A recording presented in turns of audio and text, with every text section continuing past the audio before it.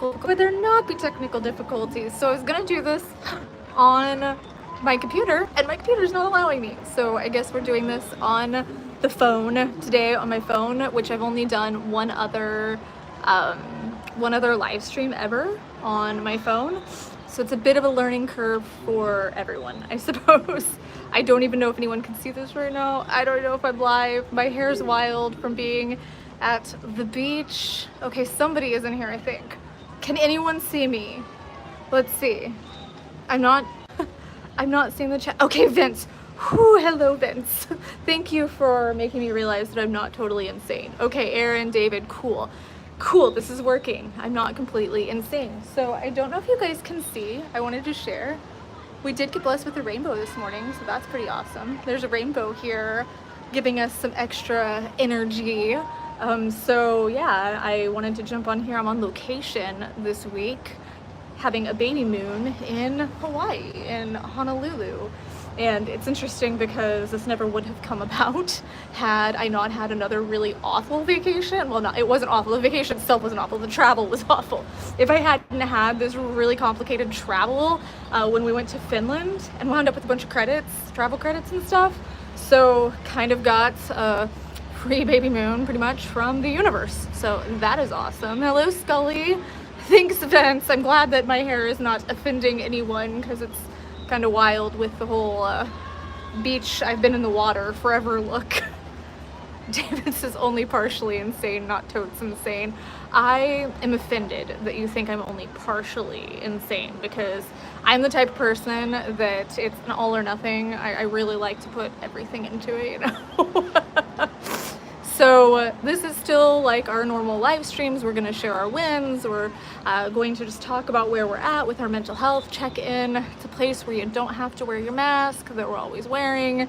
You don't have to pretend that it's okay if you feel like a hot freaking mess today, okay? David says totes, Amanda. Vince says show me normal. There's no such thing as normal, let's be real.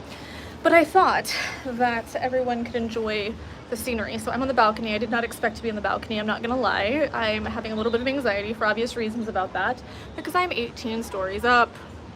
So that's a little anxiety inducing, but it's an opportunity to work with the anxiety. I've had lots of opportunities like that through travels particularly where you're just, hey, things aren't working out the way they're supposed to be. And here I am right now rambling because I had anxiety of trying to get on here. But yeah, so if this is your first time to a live stream, welcome.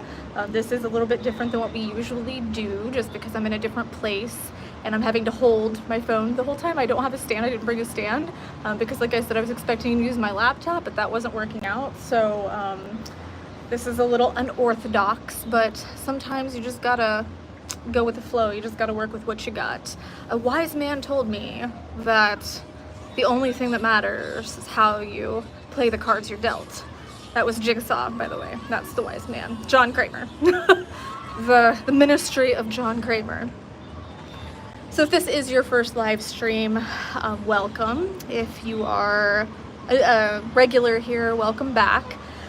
We do these just to give everybody an opportunity to talk about where they're at and stuff because a lot of us just don't really have a place to talk about our mental health.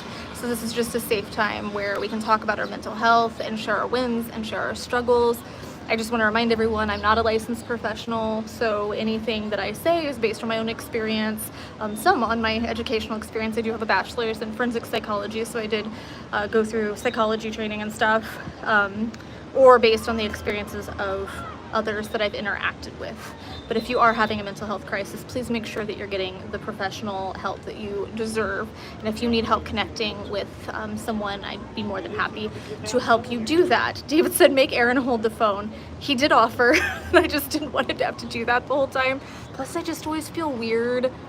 Maybe this is just a me thing, but since my childhood, I've always felt weird talking on the phone in front of people. Even if it wasn't like a private conversation, I could be talking about my homework or something, and I just feel weird talking in front of other people. So I politely declined.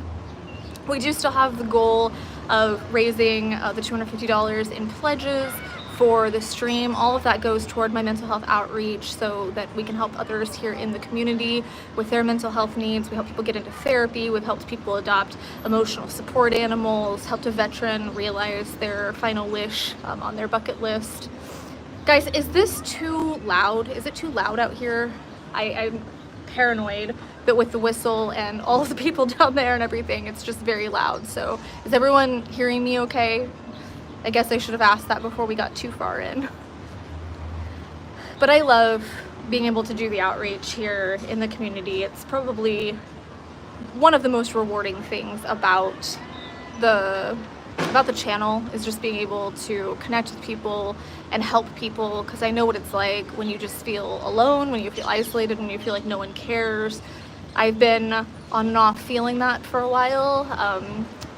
I think a lot of it is hormones. My hormones have been all out of whack with the IVF and then the pregnancy, and just I feel like having expectations that aren't met, that's always a struggle.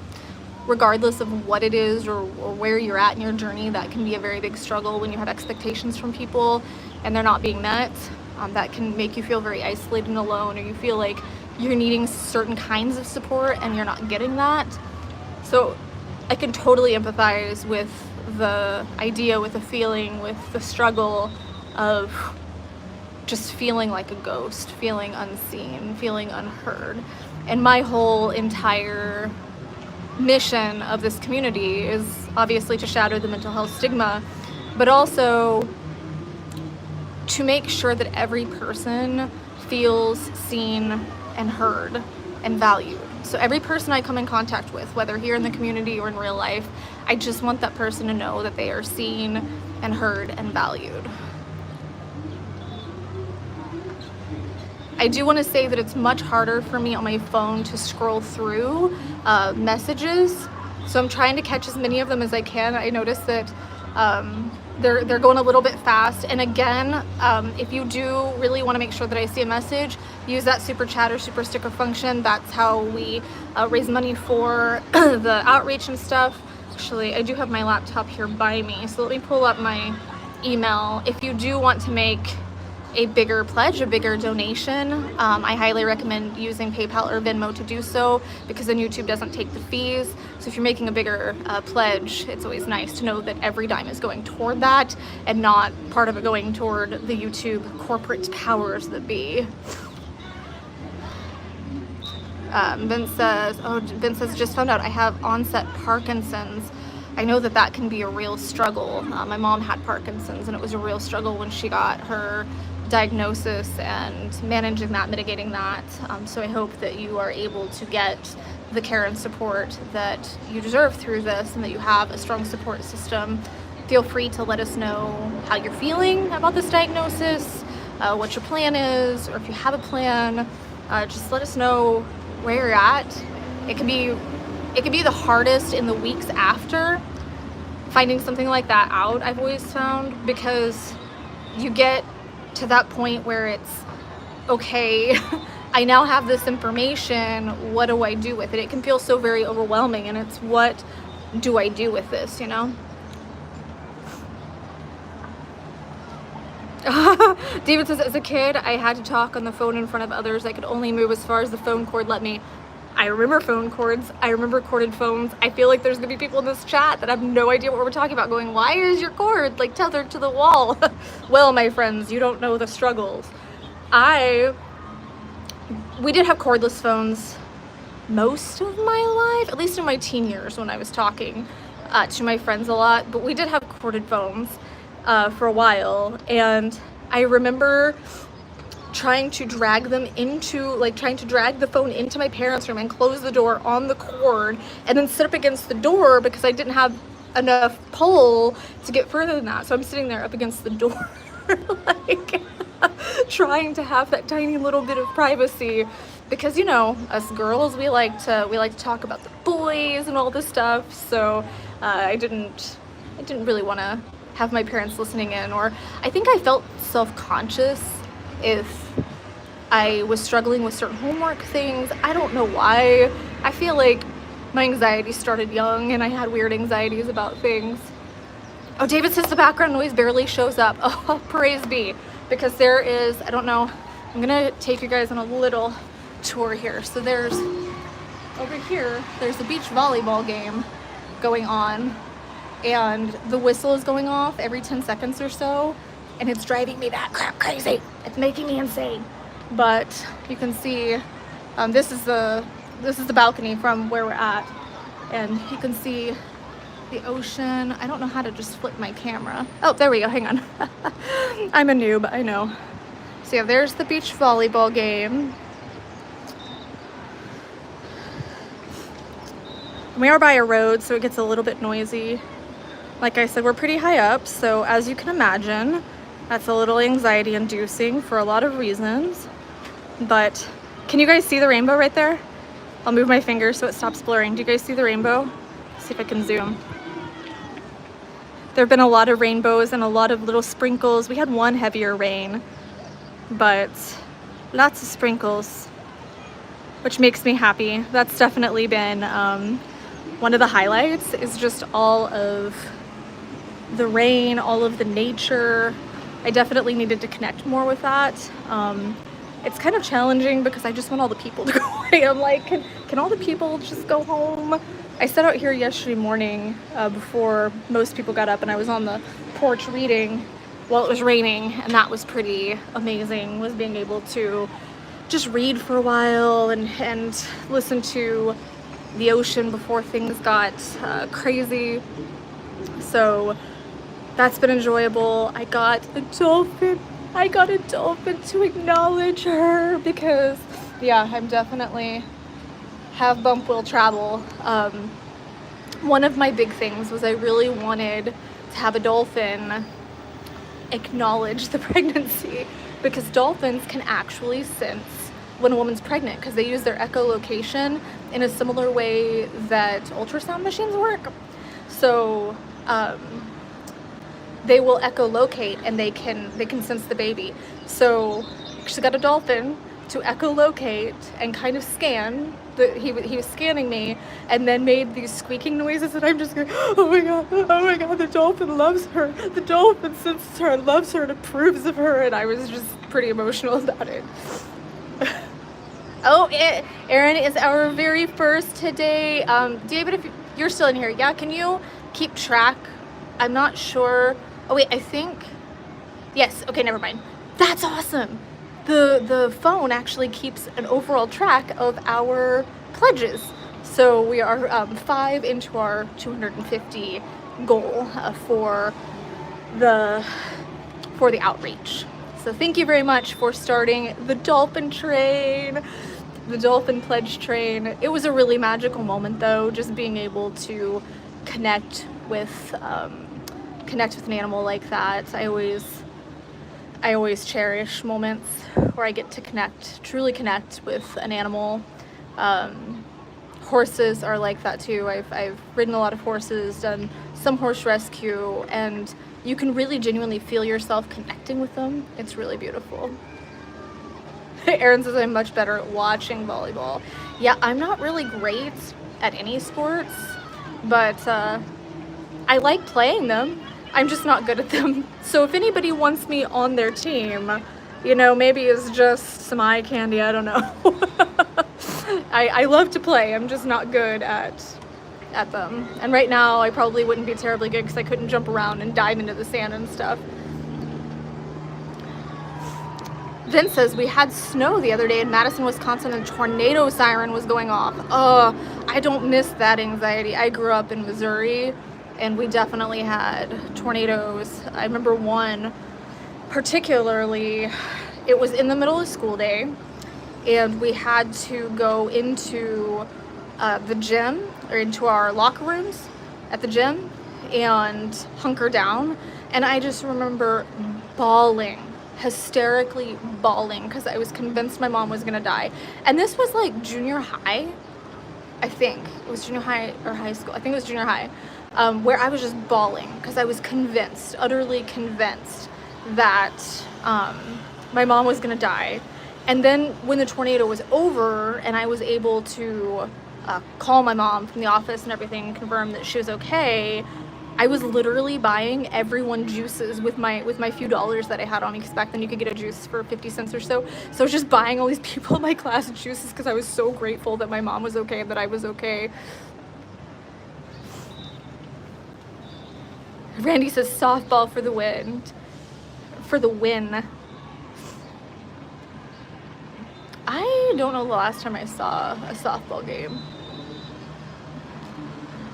It is really, really nice. Actually, I think I'm going to take this off. So please wait a second while I have this really weird angle. It's really nice out. I was cool this morning and I wanted to have a little sweater for the plane because we're flying back today. But yeah, so there's the Aurora bump update. I am 31 weeks as of Monday, so getting very close. Co-ed is the funnest. I don't think I've ever played co-ed volleyball or softball. Then again, I mean, I haven't really played a lot of sports since high school because the opportunities just never presented itself to me. And Erin, I think you're a little biased when it comes to the bump. I think that you might have a little bit of bias there. Like how D YouTube channel says, we got like 3 feet of snow in 2 weeks during February. Schools were only closed one day. Canada, eh? I always laugh at that because in Missouri, I remember that we could get a few flakes of snow and everybody's, oh my God, for about 10 seconds. And then you're still going to school though. Because I remember watching the news and stuff in the morning to see if they were closing the schools, because back then the local news would run the banner at the bottom of the screen to say which schools were closing, and I'm just sitting there glued to the TV. It's the only time I ever watched the news as a kid, I'm pretty sure. Just sitting there glued to the TV going, is it canceled? Is it canceled? We could have a foot of snow and they didn't care. In Arizona, because it never snows, it can have 2 snowflakes fall out of the sky and the whole entire city shuts down. It's insane. David says he's invested in that bump. I think he is. Todd says, you're welcome, Vince. Trust me, having Parkinson's myself, I know how frustrating it can be. I remember it being very frustrating for my mom because she felt... My mom was a very proud woman, so there was that sense of loss in pride, loss of self, loss in control. She did not have a really advanced stage of it. She passed before it advanced too far. But it did just make her feel like she had no control, like she had no autonomy in some ways, because she would struggle sometimes to pick things up or to stabilize herself, and it was just really difficult, and she could tell that it was affecting her mentally, and just trying to keep that balance, trying to take care of herself became a whole different dynamic, and learning to acclimate to that was very hard for her.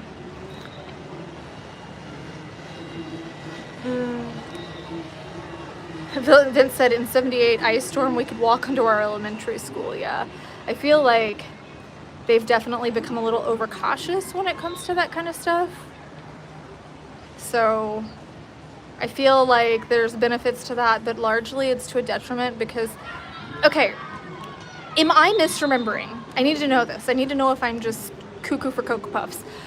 Am I misremembering that when I was in school, and maybe this was because I grew up in a different place. So I grew up in Missouri. I went to school in Missouri, and Bryson, my son, is now 14, and he's in Arizona, and had his whole academic career in Arizona.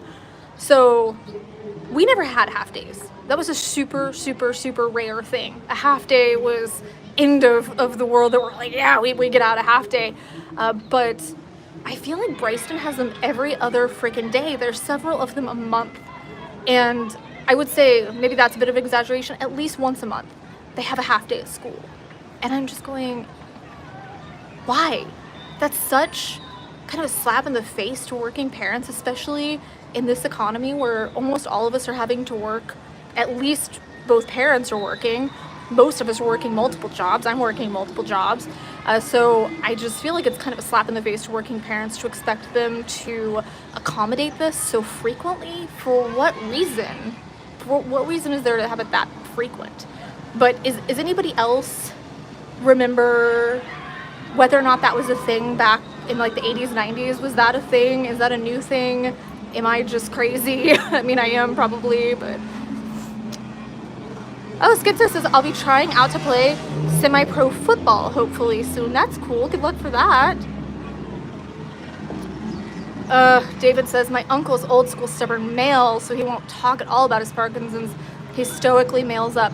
My mom, my mom had that very much, where she would really try to hide her emotions, like a lot of men are encouraged to do in society. She would really try to hide her emotions because I think actually both genders can relate to this part, where you don't want to be a burden on other people, when really you don't realize that you're lightening the burden, because if it's with your loved ones, you can tell them, this is what I'm looking for, this is how you can help me, because otherwise they might not know, in which case that is placing a heavier strain on them than just saying, hey, this is how I feel and this is what's going on and this is what I know, or this is what I need.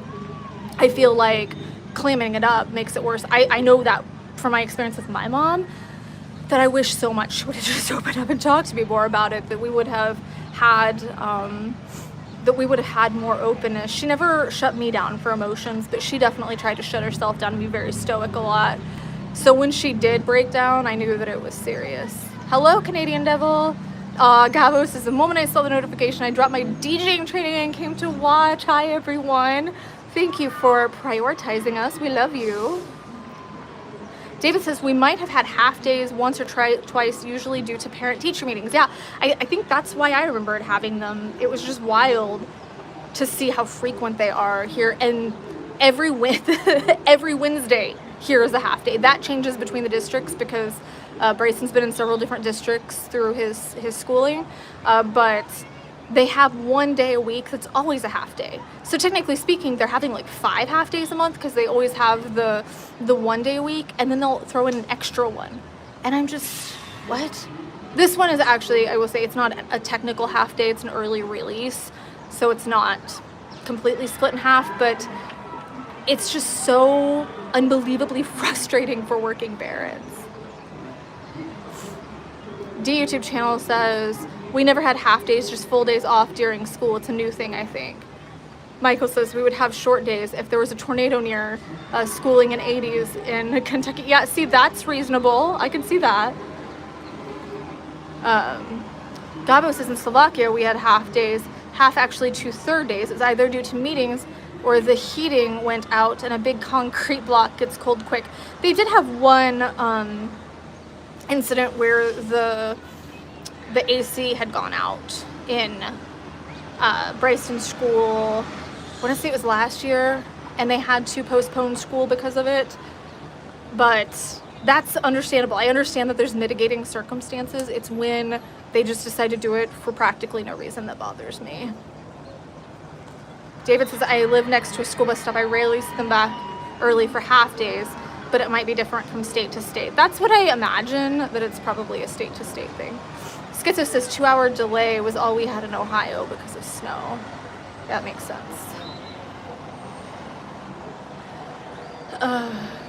God King says, it's hard to reach out and talk to people about my PTSD.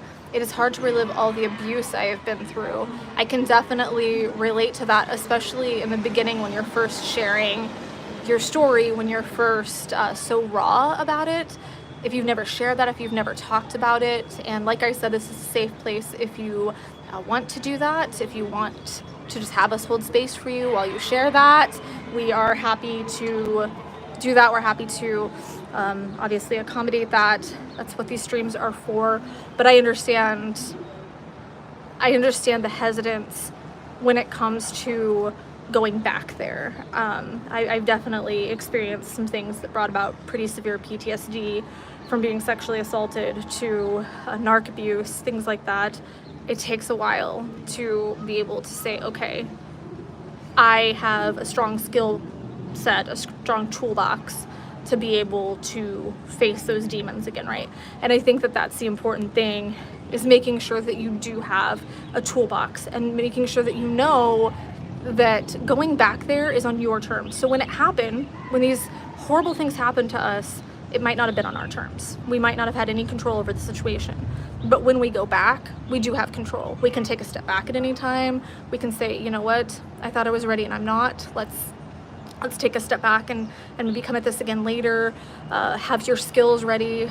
And that's why a lot of therapists, I did exposure therapy for certain things, and that's why that's so popular, is because it allows you to find your strength in a controlled environment. But just remember that when you are going through this, that you are in control now. You might not have initially been in control, but you are in control now, and you can do it in your time when you're ready. Just make sure that you do have those grounding skills and those coping skills to turn to when you are revisiting these situations.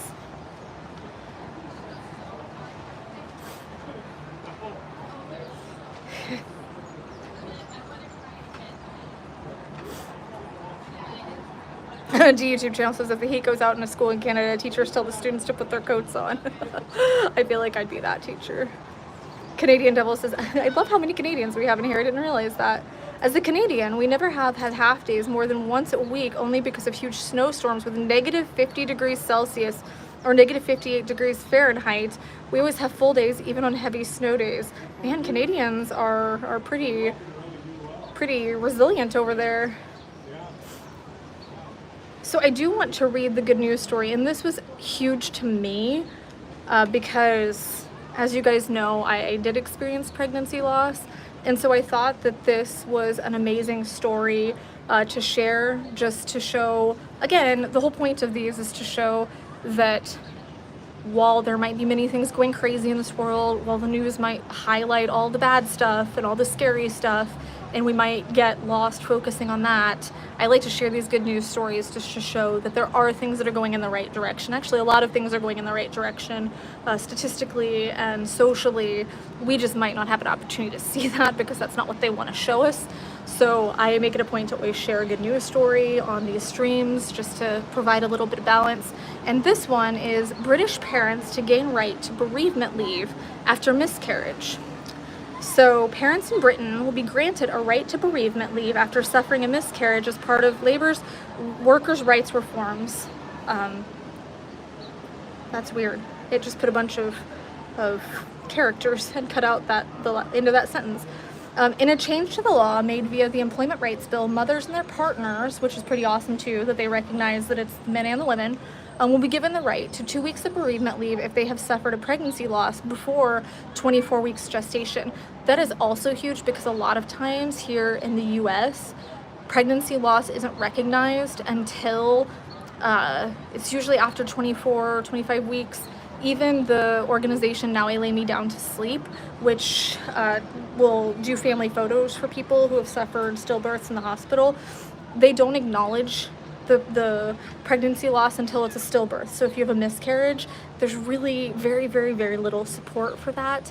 And most people here, I mean, unless you have PTO or something, you don't get any kind of bereavement for that. So it's huge that they're offering the bereavement. They're offering the bereavement for both men and women, and they're acknowledging that before 24 weeks can still be is often still a huge mental blow to people.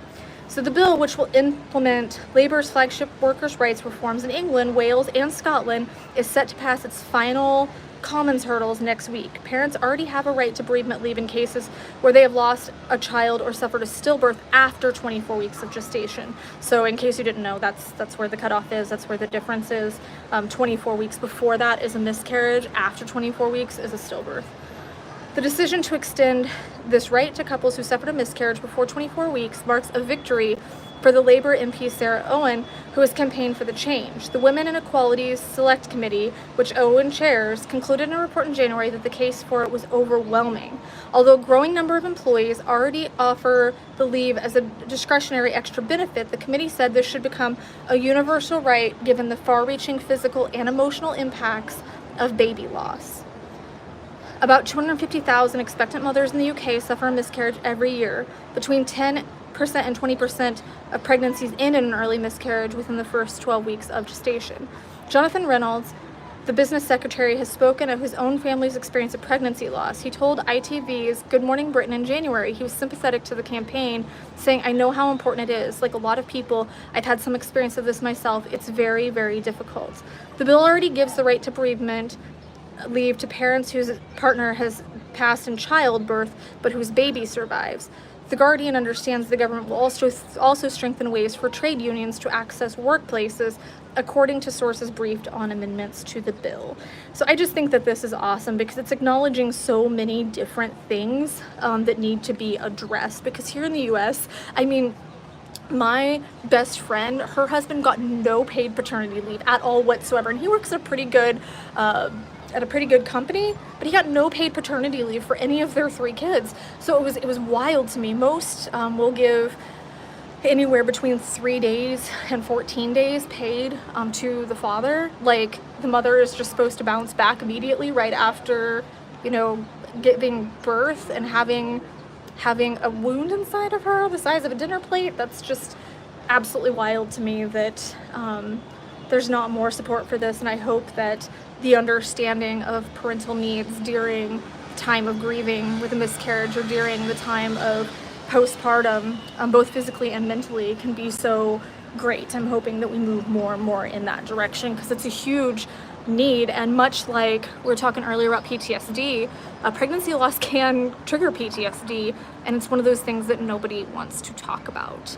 So I think that that definitely shows some progress, and hopefully other countries will follow suit with that when they see that that is successful, that that's helping people over there.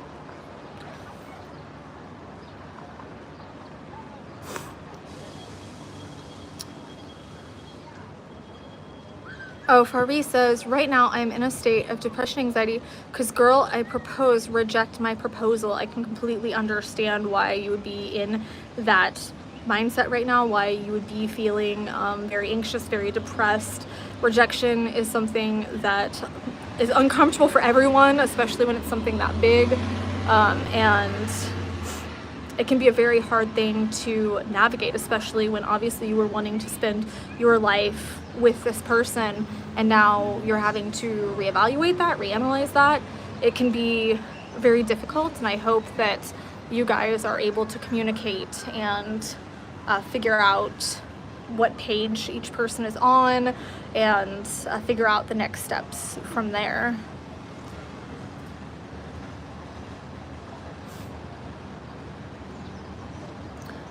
Like David said, rejection is very painful. It's very painful, and it can really hit us in a way that makes us question our own self-worth. And just in case anybody hasn't told you, I just want you to know that you are worthy regardless of having been rejected. I know a lot of people who have dealt with immense amounts of rejection in their life, and I always try to think of it as a numbers game. Because I know a lot of people that would date and they just go through dozens and dozens and dozens, like years worth of rejection, and it would start to weigh on their self-esteem, right? Because it's completely natural and human to take that personally, but seeing it as a numbers game, I know helps a lot of people to say, okay, well, I got that rejection, yes, and I have to understand that that one no is closer to a yes in like every situation. So even just dating, it's a no means that you're closer to the yes. But when it's a case like this, when you, I'm assuming, have been with the person a long time, that can add a whole different layer to it, because again, like we were talking about earlier, there's this expectation that wasn't met, and if there's an expectation that wasn't met, it can really spiral us.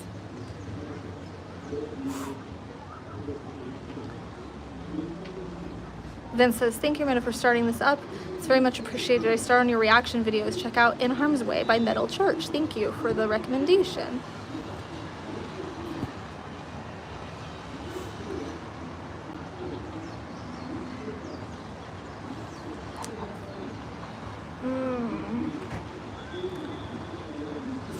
David says, doesn't the father need time to bond with the child early in life, right?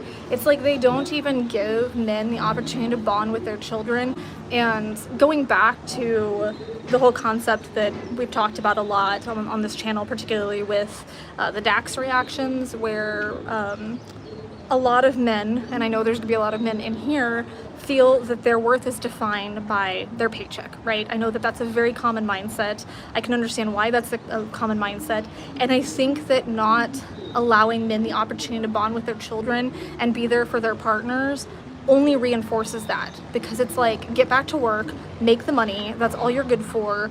Women, stay at home, take care of the kid, that's all you're good for. It's really reinforcing gender roles without providing adequate support for either partner to make that life transition. Poor Erin can't be the only one today to pledge for the outreach, because I feel like I'm gonna get home, and I get home pretty late tonight, so I'm gonna get home and I'm probably gonna try and rest for the next couple of days, because sometimes you have to take a vacation from your vacation. But I'm really motivated to, okay, now we're gonna hit the ground running, and there's a lot of stuff I wanna do, and there's a lot of people that are reaching out to me that have really been needing support and stuff. And I know my emails are gonna be stacked up by the time I get back to reading them, because I haven't been really reading my emails or messages on vacation, but there's so many people that I want to help, and I just don't have the resources to do so. And I know that there have been some social changes, I've been gone, like the tariffs going into effect, things like that, and I'm really wanting to be able to help and support as many people as I can in the community. So again, that's where your pledges on the stream go to. So if you use the super chat or super sticker function, that's what that is going to, is making sure that people have the support that they need, so we can help give them a support system, help them in functional ways with their mental health. So Erin can't be the only one to pledge today. Let's hit that 250 goal for the rainbow and the dolphins. I don't know if it's still, oh, it's fading quite a bit. I actually really like how this legitimately looks like a painting.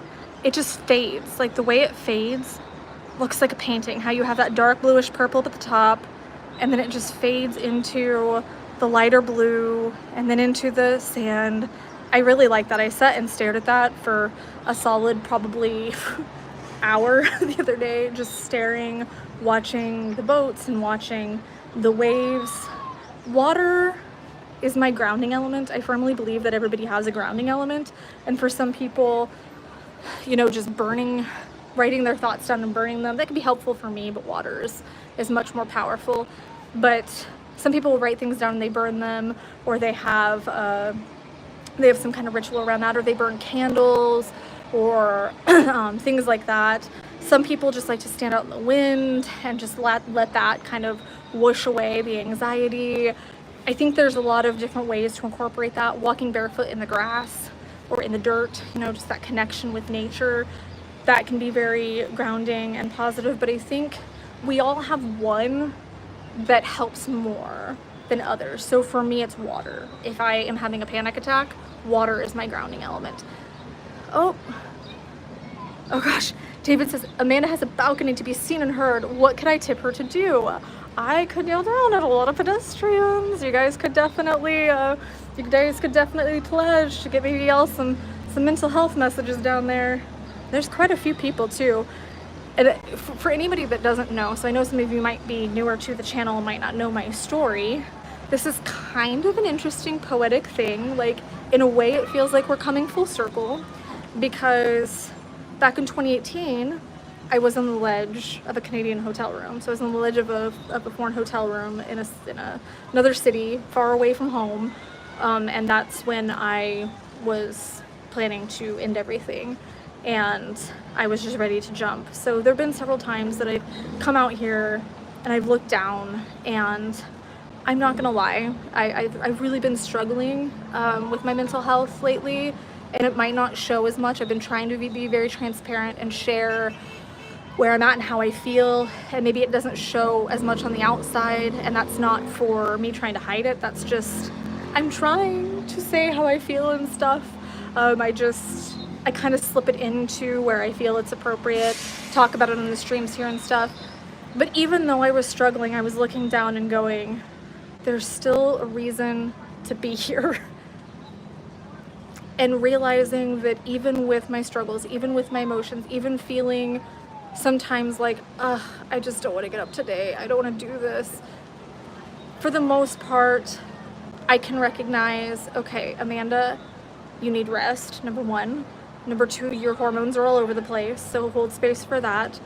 Number three, there has been a lot of disappointment with relationships that I held very dear during this time, and a lot of disappointment in the way things have went, and a lot of scares. Fun story, let me come back to that, of what's going on, and an update on myself and the pregnancy and life and everything. I have been struggling, but I'm standing out here going, it feels different. The struggle feels different. It doesn't feel completely bleak. Yes, I feel like I'm moving kind of into that old crone stage of my life where I'm, I need to care about myself right now, and that's not to say that I don't care about others. Obviously, I'm on this stream here holding space for everyone and continuing the community, but this is my time, and I need some time too. So I do feel like I've been moving kind of into that old crone Gregory House phase of my life where I'm gonna start telling people how I feel and see where the cards land, and I hope that the people that love me can understand that I'm doing it from a place of care, that I'm not being malicious, that I'm not being inconsiderate. So with that being said, I'm going to share this, and then we will do the wins. I'm going to have to read them off the computer. I do not have the snap cup. I'm sorry. I did not bring the snap cup to do it, but we will still have the song. Oh, David says, stand at the railing and tell the universe that you are worthy of love. Okay, so let's see if we can get anyone's attention. You are all so worthy of love! That guy definitely stopped and gave me a weird look in the white shirt. Oh look, there's a white gull that just flew up right from that. Thank you, David. There are a couple people that stopped and looked. I love it. And you never know, somebody might have really needed to hear that today. Somebody might have really needed that message. I know there's some people out here on the balconies, and I hope I'm not driving them insane too, but maybe the person on the balcony needed to hear it. Who knows? But so my there's a lady, I don't know if you can see her. There's a lady over there that has just stopped and is staring. I love it. Oh, she waved back. She did see me. Oh my gosh. And I wonder if she just stopped because is that my sign? Is that the sign that I was asking for? Like, we don't know. What if that person was in that mindset of, I don't want to be here anymore, and said, I just need a sign to keep going, and we were their sign. It kind of makes me think of one of my favorite movies is Bruce Almighty, and the message of that movie is be the miracle, and that's a mindset that I've always resonated with, because I don't believe in the whole thoughts and prayers thing. That doesn't work for me. That doesn't resonate with me, because I think it abdicates people of the responsibility that we all have to show up for each other and be proactive in our actions, because I think that love is a verb. So I think that we should really be acting as often as possible. Now, I totally understand that when it comes to especially relationships like this, I can't create the action for 78,000 people here in the community, but I do try and create it as much as possible. I do try to hold space for people as much as possible. But I think especially in your close relationships, it shouldn't be an I'm sending you thoughts and prayers. At the very least, talk to the person, listen to them, see what their needs are, maybe help them if you can, like in some way, or help point them in the right direction. I just think that that is the way that we can all be the miracle. So instead of praying for someone else to do something, we have the power to do a lot ourselves. It also kind of reminds me of the Odyssey, where in the movie Athena says, the gods won't do for man what man can do for himself. So saying, okay, I'm gonna pray for you, when you could practically do something to help, even if there is a deity, which I'm an atheist, so I don't believe that, but even if there is a deity out there, I feel like in a lot of cases they'd be sitting there going, why do you expect me to do this? You could do this yourself, So that is my perspective. David says Amanda's the side and I pull her string. Smithers finger tap. Excellent. If you would like any other messages, shout it off the balcony, guys. Feel free to drop a pledge so we can get closer to the goal. But so the thing that I learned that is quite weighing on me right now is the fact that I was diagnosed with gestational diabetes, which is weird because I eat pretty darn clean. I don't eat a lot of processed foods. I don't eat a lot of candy or sugar or pastries or things like that. I will say I'm a bit of a carbivore because if I don't eat carbs, I don't feel full. So I eat a lot more carbs than I should. But it just came as such a shock to me. And it just means so much more work and stress. And I know that a lot of people look at someone who's a content creator and they think, oh man, you have it so easy. All you have to do is come on here and talk, or all you have to do is create a video, do a reaction, whatever. But let me point out, number one, that that's not the only thing that I do. I do have several other jobs on top of being a mom, on top of being in my 3rd trimester of pregnancy, on top of just, everyday life things. But now I have to meticulously plan my meals. I have to do blood pressure once I get back. So my nurse, midwife did say to wait till I get back to start tracking, because she didn't want me to have to do that 4 times a day on the vacation. But I have to do blood sugar readings 4 times a day. I have to track every single thing I eat, my activity, so exercise every day. Now there's the part of me, there's the positive part, the Amanda part. If you watch the fade to black reaction when I'm crying and I'm emotional, but at the same time, like, that's such a pretty purple guitar. Everybody points that out. It's because I really, really, really try to always look at the bright side. Even if I'm not successful, I try to see the bright side. So in my head, I'm going, okay, maybe this is an opportunity to really focus on improving my health, so it's going to help me after the pregnancy. Maybe this is a way to reduce carbs, because I wouldn't have monitored that on my own, so that I can feel more energy, so that I can bounce back quicker, So I'm really trying to be optimistic about it, but just the thought of adding more responsibility right now when I'm just feeling freaking exhausted is definitely creating some stress. When I say some stress, I mean levels of stress. Plus the fact that, please respect my opinion on this. I know it can be a very heated opinion, but please don't go into horror stories and stuff when I say this. I'm choosing to do a natural birth at a birth center, not a hospital. I'm very confident in my decision to do that. But if I don't get my gestational diabetes under control, then I have to go to a hospital. I will risk out of being able to go to a birth center. And that's really huge to me because there's a lot of trauma surrounding hospitals, largely from my dad. My dad spent a lot of time in hospitals when I was growing up, so there was a lot of trauma surrounding that. The times that I OD'd and ended up in hospitals, I just don't have a good connotation to hospitals. And from my own knowledge and experience and research, childbirth is not a medical emergency. It's a natural event, so I just don't think in most situations that it requires medical intervention. It can, and I'm not above going that route if need be, but I'm really frightened that I can't get this under control in time, and I'm going to wind up in a hospital, and that's not what I want at all.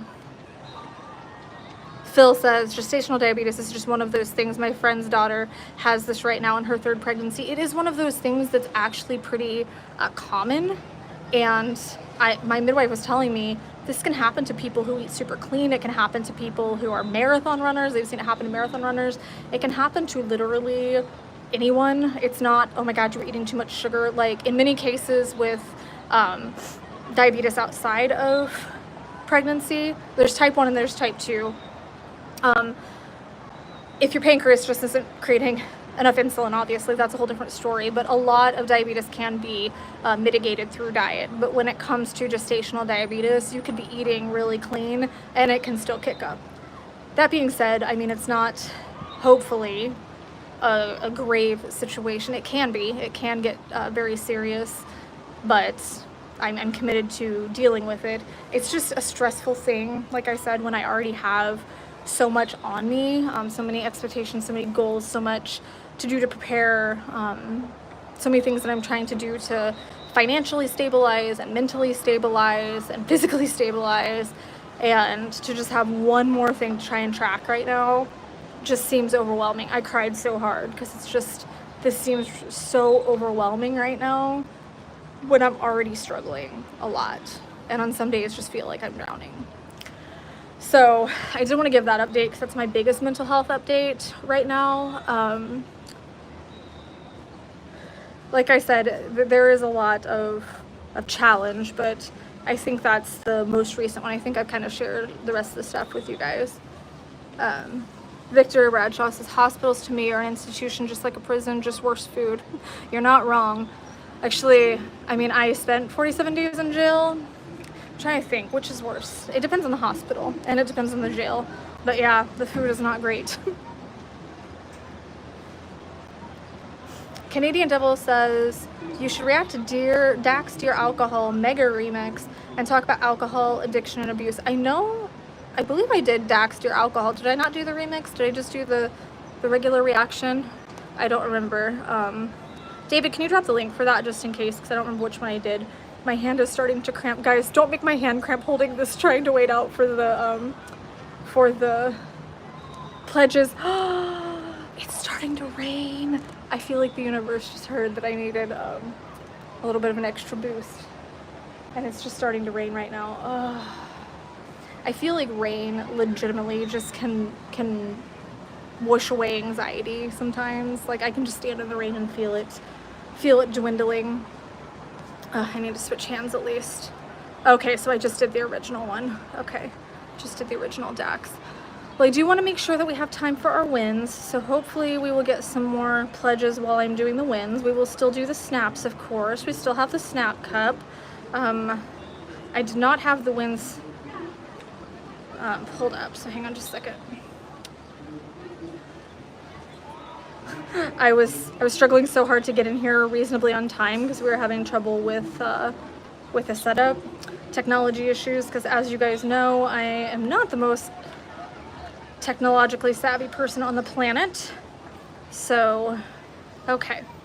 So for those of you that are new to the community, before each stream, usually a few days prior, I will post over in the community so everyone has the opportunity to post a win that they've had, a mental health win. So it can be something as simple as I just went outside and sat in the sunshine. It could be I scheduled a therapy appointment, whatever the case is. I started journaling, whatever your win is, everybody has a win, so I always encourage people to share those, and then I will read them on stream so we can celebrate each other's wins. So with that being said, in honor of Legally Blonde, so if you guys have seen Legally Blonde 2, usually I have a snap cup with me, so we put all the wins in the snap cup and then draw them out and read them.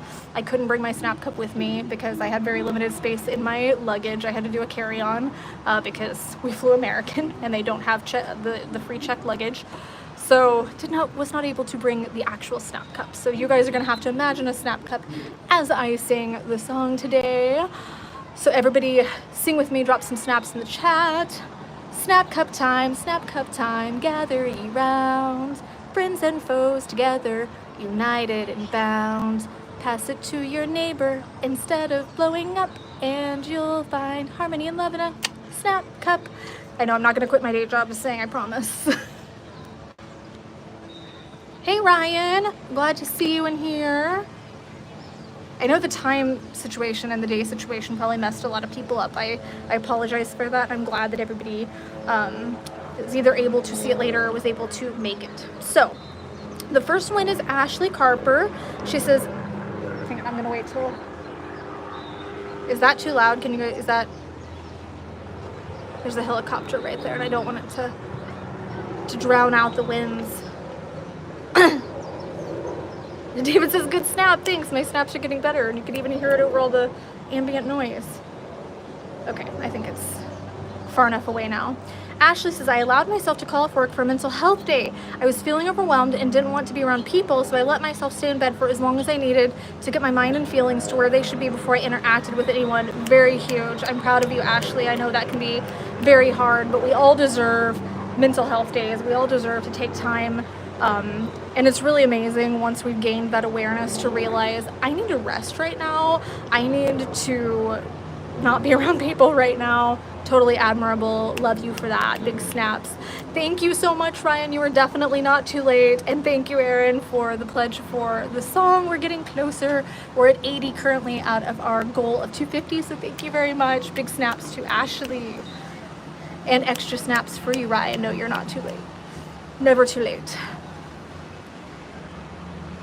Gabriel Loria says, on March 1st, I went to a bi-weekly social event instead of using an excuse to stay home. See, it's kind of interesting because those were polar opposites, but they are still both mental health wins because each person knew what they needed in that moment. So in Gabriel's case, he knew that staying home wasn't what was best for him in that moment and decided to go out, go to the social event.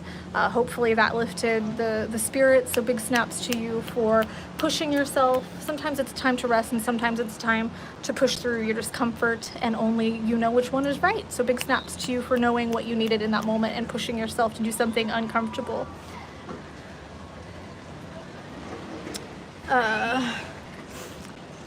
Let's see. Tony Travis says, this weekend I had both boys. Now the last 3 visits have been with both of them. I've been having very intense nightmares that I have been reliving, having found my brother's bodies, watching one turn his light out and one killed in action and died in my arms. And I've managed to work through those moments that I wanted to join all my brothers in Valhalla. So that would be the win in all that. Huge win in all that. I nearly lost my brother Mark. He's the one that saved my life the last time I attempted. This week, to hypertension and congestive heart failure. Blood pressure when he went to the ER was 193 over 160. Holy crap.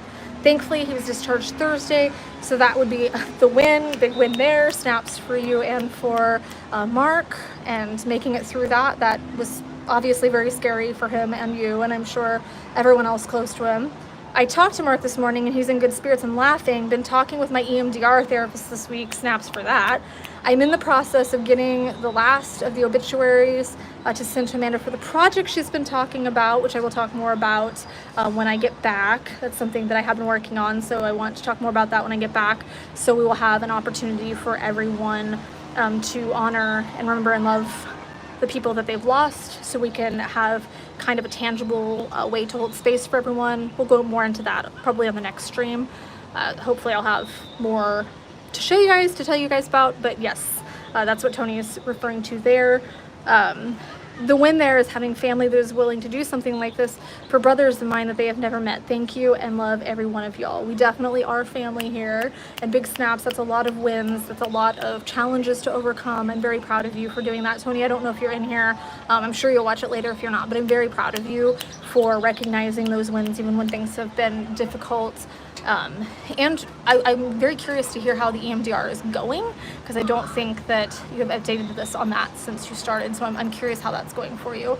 EMDR is a type of therapy that helps release traumatic memories and stuff. So D YouTube channel, are you still in here? Instead of taking the bus, I helped a young lady who had trouble going uphill with a manual transmission car. Oh, you were a superhero that day. I've tried to drive a manual and I stall out and I would have been that woman that was stranded, so you have no idea how much that probably meant to her. There was traffic piling up behind her. She was crying. I'm getting anxiety just thinking about this for her. I calmed her down, told her what to do, and she was successful. I got where I was going late, very late, but did my good action, GA, for the day, I think. It happened Tuesday. You turn to do a good action. Your turn to do a good action. Love the prompt there. Let's just be good people, right? Like sometimes, yes, you're running late, but the people that you're running late to are probably going to understand when you say, hey, this person was having a mental challenge, this mental breakdown, they really needed help. I was there for them. That, I can't even tell you how much that meant to her as someone who's been in that situation where I've been lost and I'm just crying and nobody stops to help, or I tried to drive manual a couple times and it stalled out and there was traffic building up and I was having an anxiety attack because I just felt so guilty and so stupid. So yeah, I can tell you from experience that that meant everything to her and she will never ever forget that. So big snaps to you.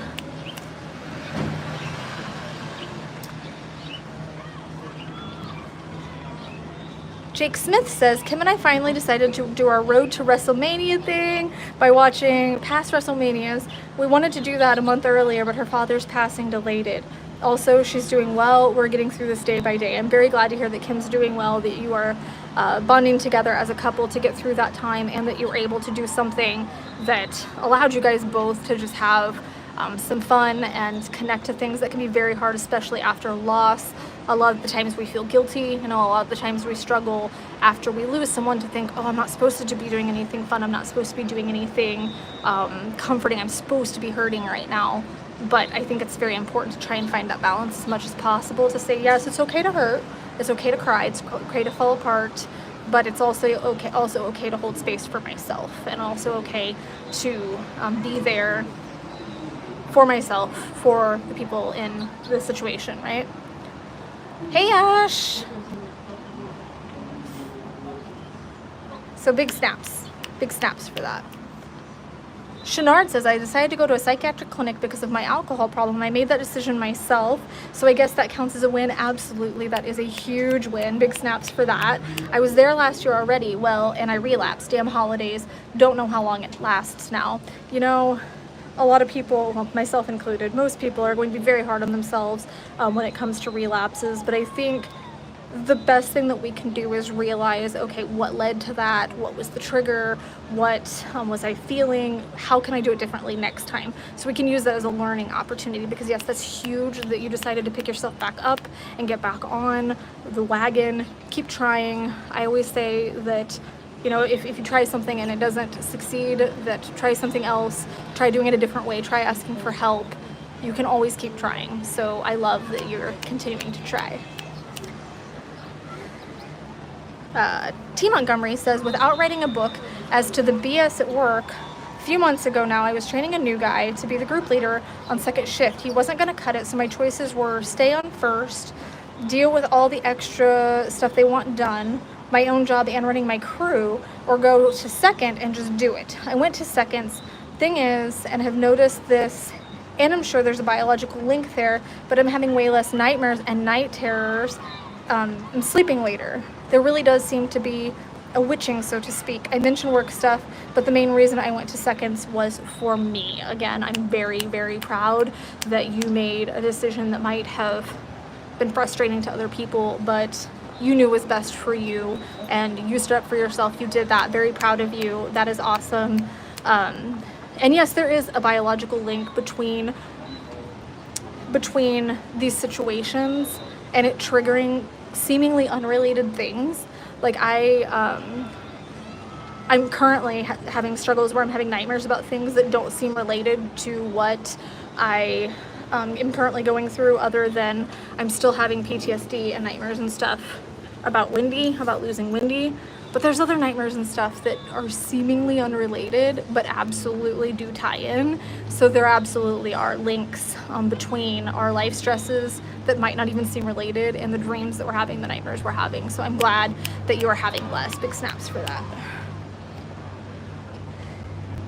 Eddie Chacon, is that how you say it?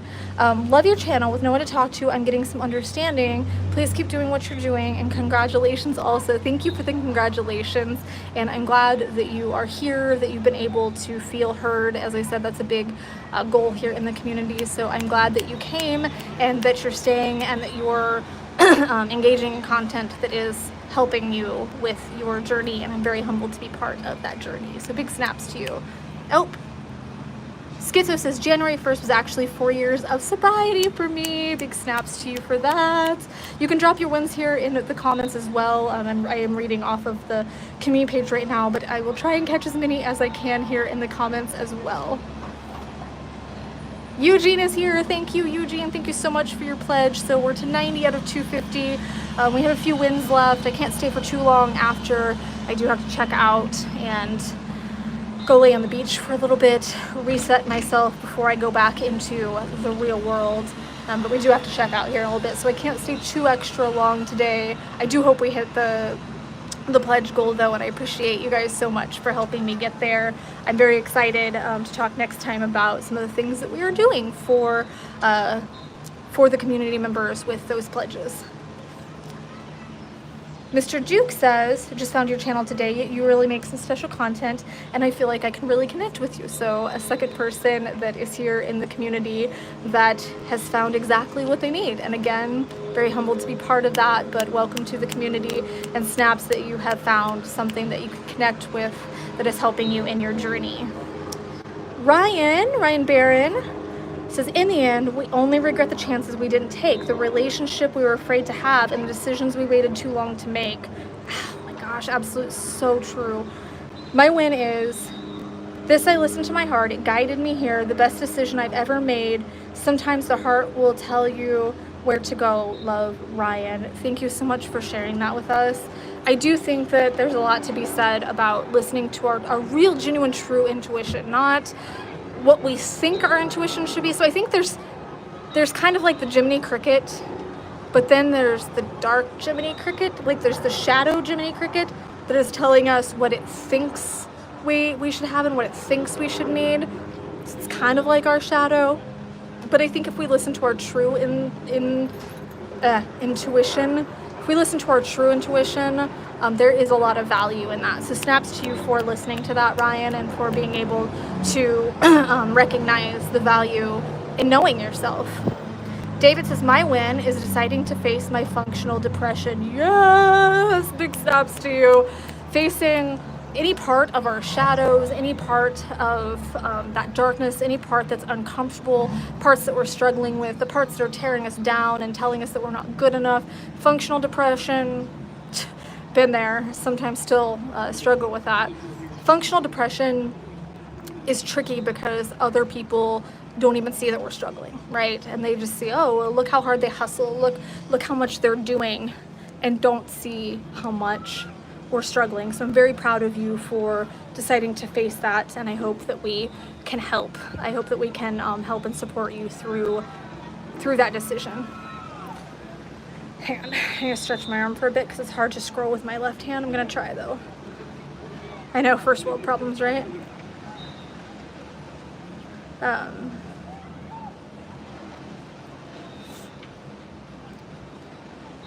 Eugene Asbel,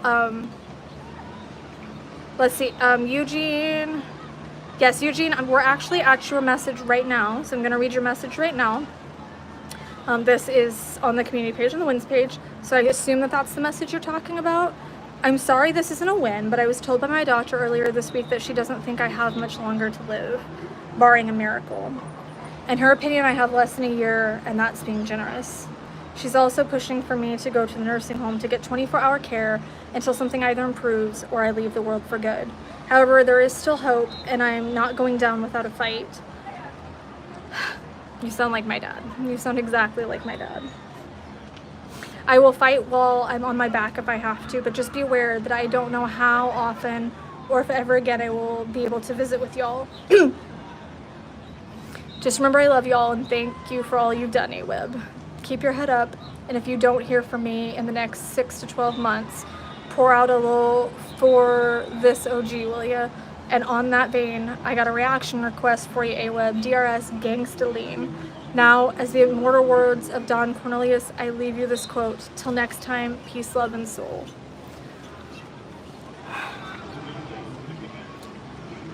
I'm really sorry, Eugene. I'm really sorry that you got this news. I am proud of you for finding that fight in yourself.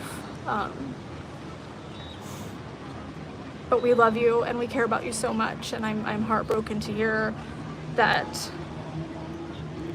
I'm heartbroken to hear that you have gotten this diagnosis. I do hope that you get the miracle that you're looking for, or that you were able to, slide sideways into the grave at the end of the day, knowing that you did everything you could and that you really lived the way you wanted to in the end. So I hope that you can find that. For the record, they told my dad every year for the last at least 8 years of his life that it was going to be his last Christmas, and every single time he'd come past Christmas, oh, well, you know, next Christmas is going to be your last one. I don't know why they had that arbitrary break off of Christmas, but every Christmas for 8 years was supposed to be his last Christmas, and I'm thinking, well, eventually you're going to get it right if you keep saying that, if you keep guessing. So I don't believe that doctors are always right, but with that being said, I think it's such a weird concept when we know that we're gonna go, right? When a doctor says this is how much time we have left, because none of us know how much time we have left, and I really try to live like it could be next week, you know? What can I do this week to make this week, this day, this moment count? And so I really encourage you, even if you're not a country person, to listen to the song Live Like You Were Dying by Tim McGraw. I think that's a really powerful song for people that are given this kind of news, because it reminds us of the fact that there's really two things that you can do when you get this kind of news. You can either lay down and give up, which it does not sound like you're going to do, and I know you, Eugene, I know that that's not you, or you can go out and live life to its fullest for what you have left. None of us know how much we have left, so I believe that regardless of how long you actually have left, I believe that you're going to make the best of it, and you still have a lot to give this community and this world. So thank you for not giving up. Thank you for continuing to fight. We love you, and we're all sending you as many snaps as we can. And let me know if you just need to talk, Eugene. Okay, so I think that's all of our wins. Oh, okay. I've been watching the email as well to make sure that we didn't get any pledges there.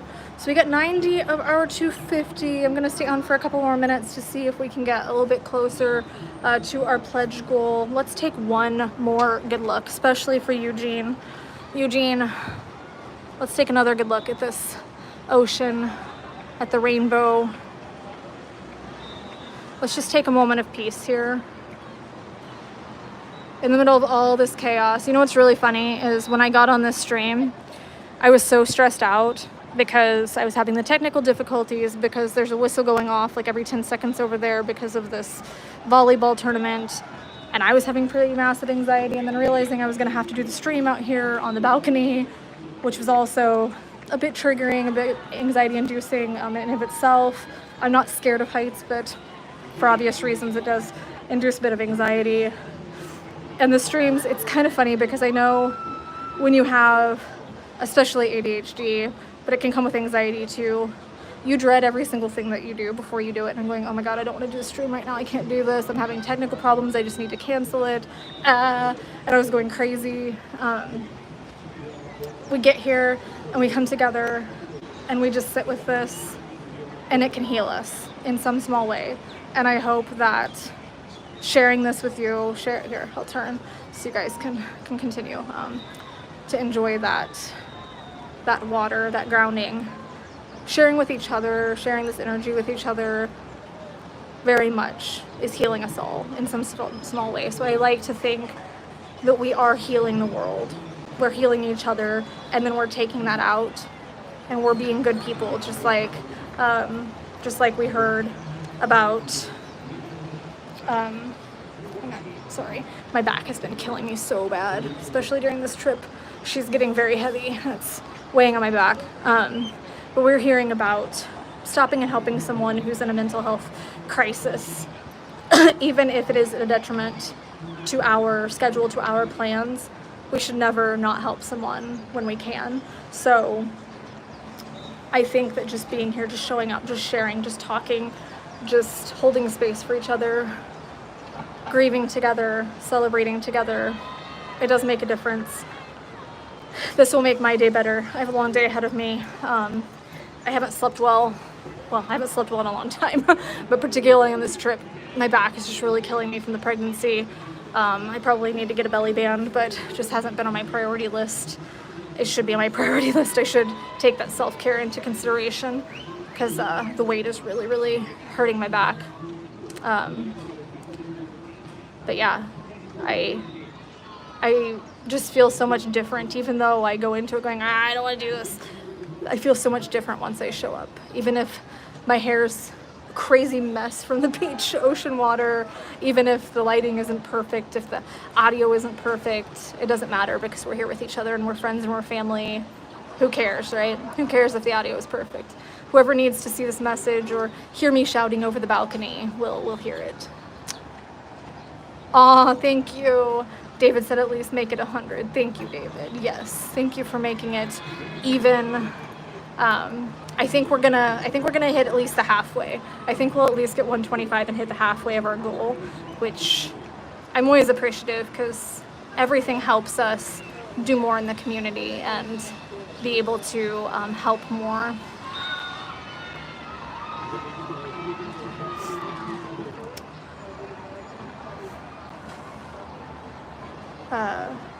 Eugene says just try to help folks with lymphedema research, help with mobility, nursing care, whatever works. I will try my best to try and find some people in the community that have those specific needs as we reach out to do outreach here in the next couple weeks with the pledges that we raised. Okay, I'm definitely feeling more grounded. I'm definitely feeling ready to conquer this day. Oh, I think I went on to a tangent and sidetracked. I was saying that I haven't been sleeping well and I have a very late flight tonight and I didn't sleep hardly at all last night and I can't sleep on planes, so I'm probably not gonna sleep at all tonight. So I'm feeling a lot of trepidation about the rest of the day, about the next 24 hours. So send me all of your energy because I'm gonna need it to get through the next 24 hours.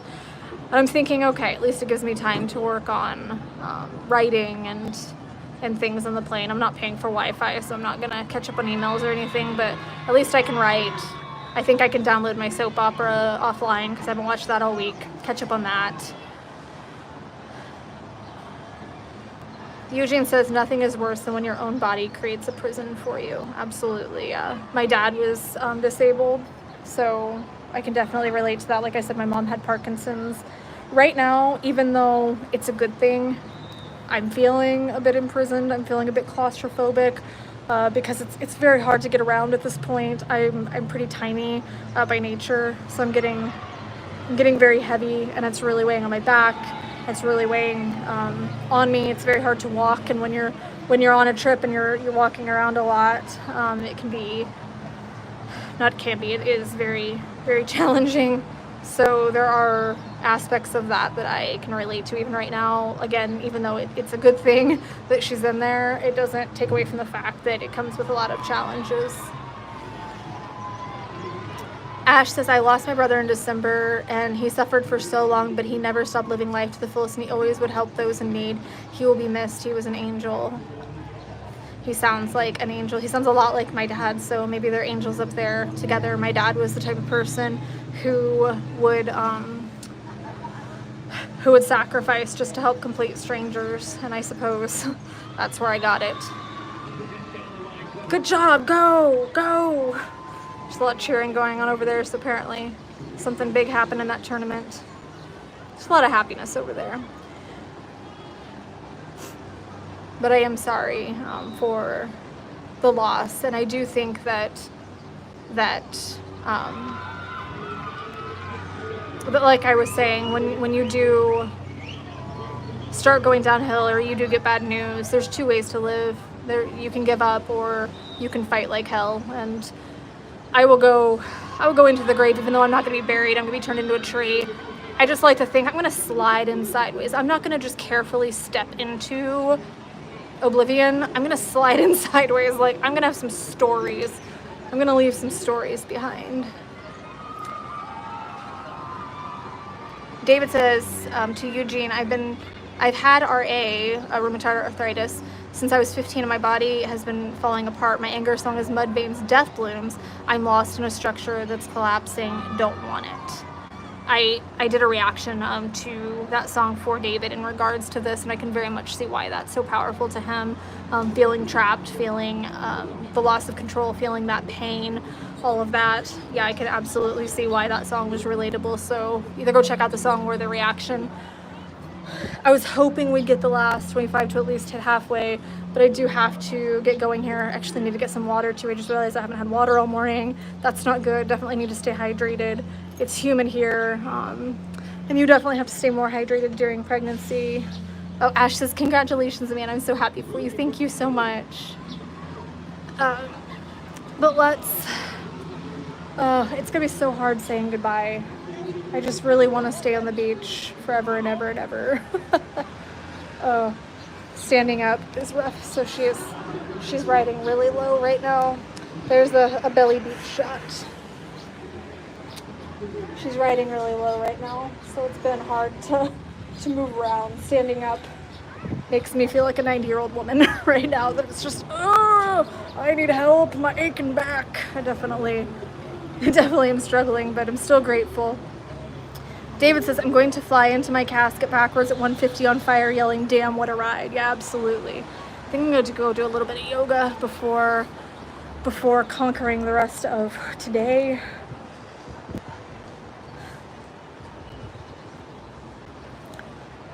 I'm so grateful for, Eugene says, funny, you don't look 90-ish. I hide my age well. I must be a vampire. If I'm 90, I have to be a vampire. I love you guys. Thank you so much for the support, for holding space, for being able to enjoy this beautiful paradise with me.